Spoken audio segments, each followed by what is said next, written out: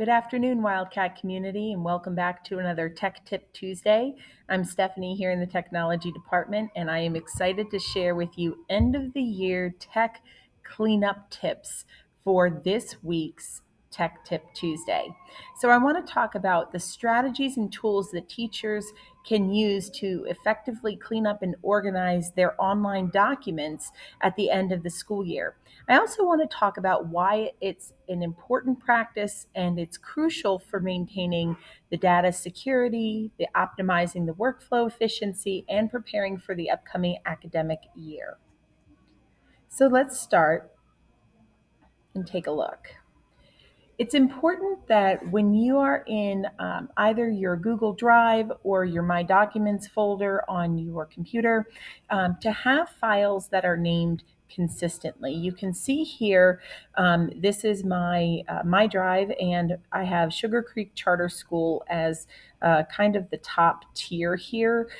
This is the very top. We call this strategy nesting because it's kind of like a funnel that works its way down. So you start with a very general topic and then you work down and get more specific. So within my Sugar Creek Charter School are the examples, the exemplars that I want to keep track of, the club that I run, meeting minutes, my Tech Tip Tuesdays, and technology classroom materials that I'm going to keep. You can also see that over here, I have this is my documents folder on my actual computer, and I have everything labeled.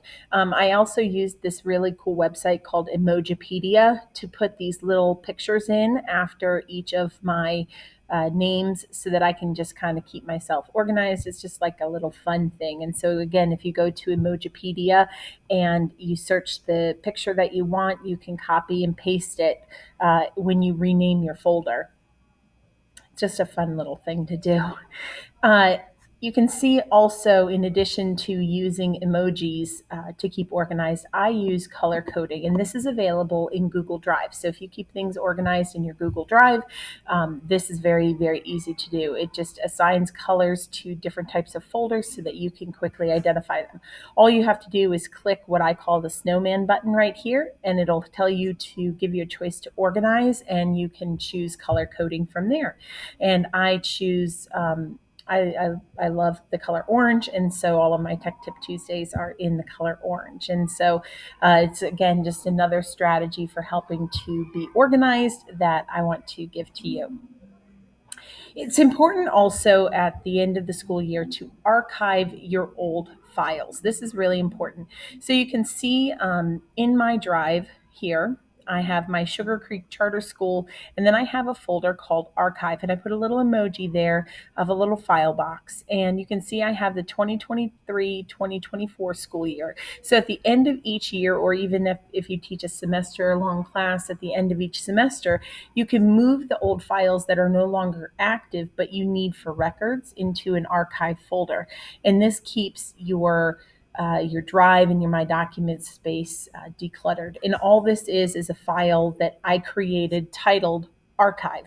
And so anything at the end of the year that I want to continue to have access to, but I don't want to delete, I just want out of my way, I'm going to take those and put them into my archived folder. Makes it a little easier.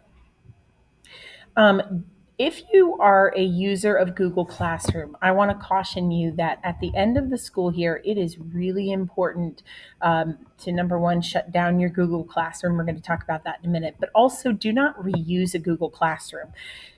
It's very easy to just copy the Google Classroom and paste it again just to re-up it and just change the year and the students in it. But if you copy a Google Classroom, your Google Drive is going to end up being a hot mess. Everything is just going to be everywhere. It's not going to copy into your Google Drive exactly as you want it to. It's much better to reuse those individual assignments rather than to copy the whole thing. So every year, create a new Google Classroom, and in that way, you can add files individually. It's really important to make sure that you don't just hit copy the entire classroom over. Here's where I want to talk about removing students.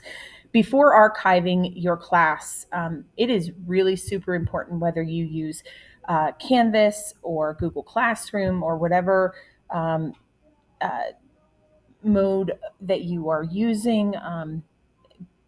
Make sure that after you have all the grades exported, go to the People tab and remove the students. I can't tell you the number of times that I have gone into student files and I have seen that they're chatting with peers in a teacher's old classroom. They maybe it's second grade, third grade, and now they're in seventh grade, but they found that they're still a part of an old Google Classroom.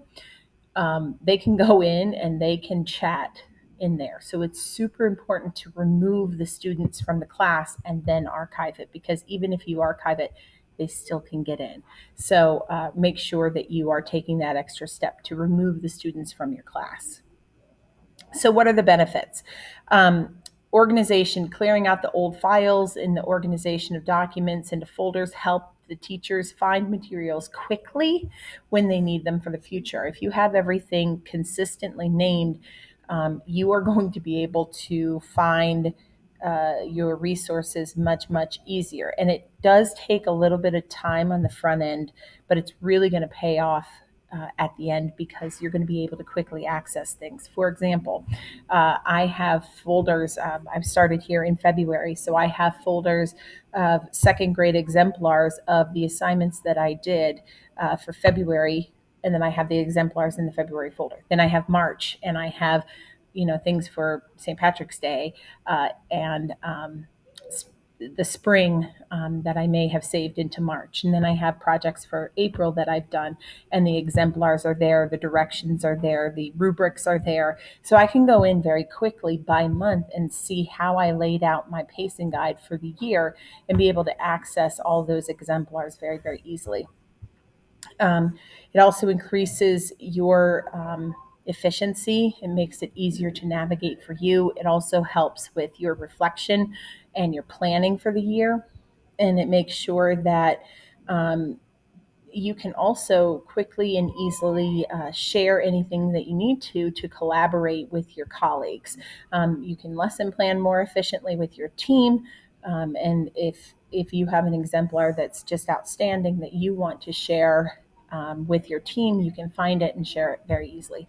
It also really, really helps students when they see you sign on to your computer and you don't have an entire desktop that's filled with teeny tiny folders all over it, and you're searching and searching and searching.